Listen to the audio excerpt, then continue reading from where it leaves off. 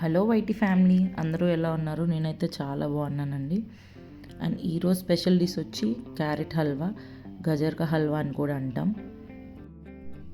ఇదైతే చాలా easy process and 5 to 10 మినిట్స్లోనే హల్వా రెడీ అయిపోతుంది మనకైతే. అండ్ డిషెస్ కూడా చాలా పెద్దగా అవసరం లేదండి, ఇంట్లో ఉన్న వాటితోనే చేయొచ్చు.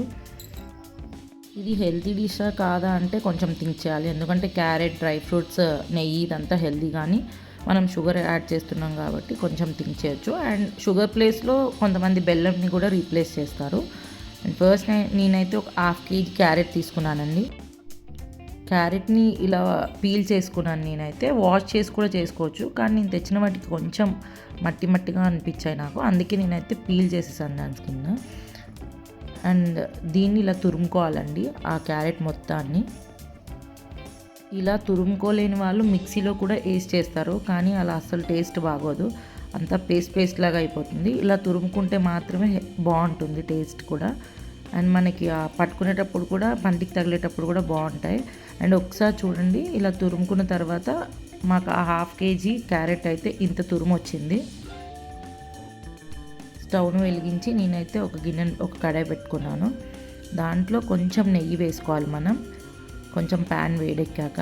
అండ్ నెయ్యి వేసుకున్న తర్వాత డ్రై ఫ్రూట్స్ కూడా కొన్ని అవసరం పడతాయండి దీనికోసం అయితే, ఎందుకంటే ఫస్టే దీన్ని డ్రై ఫ్రూట్స్ అన్నీ రోస్ట్గా దీంట్లో వేయించి తీసేస్తాం. నేనైతే ఈ నెయ్యి యూస్ చేస్తున్నాను. మనం ఇంట్లో తయారు చేసిన నెయ్యి కూడా యూస్ చేసుకోవచ్చు. అండ్ ఈ ప్రాసెస్లో అయితే మనకు కొంచెం నెయ్యి ఎక్కువగానే పడుతుందండి, కొంచెం అయితే సరిపోదు, ఎందుకంటే మనం స్టార్టింగ్ నుంచి కూడా ఆ క్యారెట్ని మొత్తం నెయ్యిలోనే బాగా రోస్ట్ చేస్తాం కదా, అందుకని మనకు కొంచెం నెయ్యి ఎక్కువగానే పడుతుంది. డ్రై ఫ్రూట్స్ అన్నీ బాగా వేయించిన తర్వాత అవి పక్కకు తీసేసుకోవాలి. తీసుకున్న తర్వాత అదే గిన్నెలో మనం ఇంకొంచెం నెయ్యిని యాడ్ చేసుకుంటున్నాం, ఎందుకంటే క్యారెట్ తురుము ఉంది కదా, అది పచ్చి వాసన అంతా పోయే వరకు మనం బాగా ఫ్రై చేయాలన్నమాట.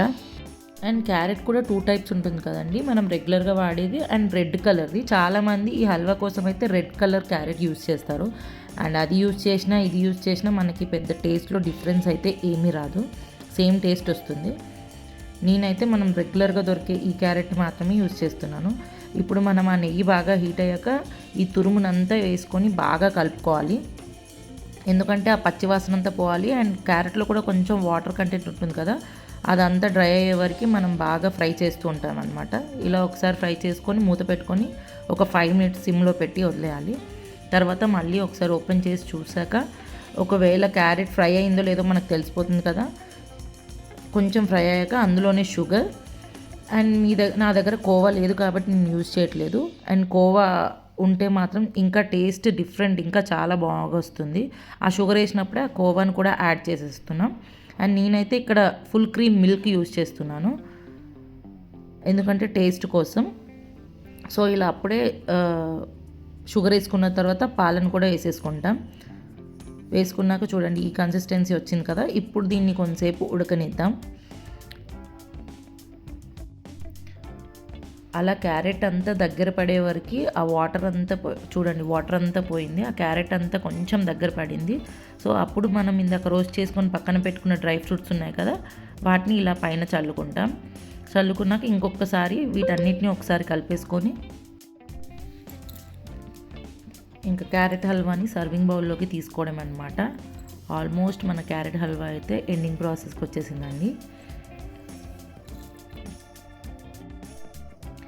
ఇదైతే ఇలా హాట్గా తీసుకుంటాం అనుకునే వాళ్ళకి ఇలాగే తినొచ్చు, లేదు తిన్న తర్వాత డెజర్ట్ లాగా తీసుకుంటాం అనే వాళ్ళు దీన్ని ఫ్రిడ్జ్లో స్టోర్ చేసి చల్లగయ్యాక తింటే ఇంకా టేస్ట్ ఉంటుంది. Thanks for watching. Please do subscribe for more videos. Bye.